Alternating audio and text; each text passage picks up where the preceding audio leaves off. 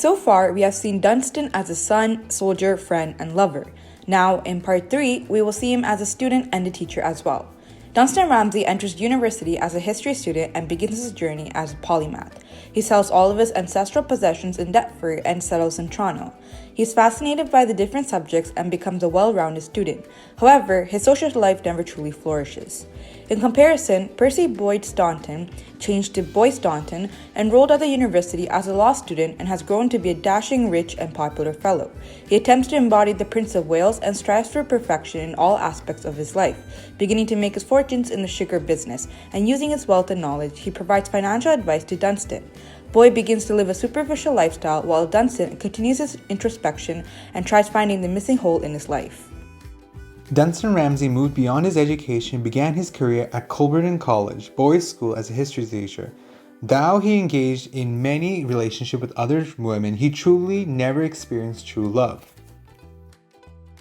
Boy and Leola get married as Dunstan as his best man. The married couple decide to go for a honeymoon to Europe while Dunstan goes to Europe for a vacation. Though they were traveling together, Dunstan is in second class while Boy and Leola are traveling first class. Dunstan makes a trip back to the battlefield of Passchendaele, in sight of Little Madonna, the face of Mary Dempster. Though he never finds the statue, he continues his trip in Austria, Italy, and France, indulging in religious art and architecture. Boy and Leola have converted to the Anglican Church, and Dunstan continues to be preoccupied by his fascination of saints. Dunstan is encountered with Joel Surgener, the head of Lifeline Mission in Toronto. Dunstan recognizes Joel as the tramp who slept with Mary Dempster decades ago. The tramp confesses and provides a story proclaiming the enlightenment he experienced after sleeping with Mrs. Dempster.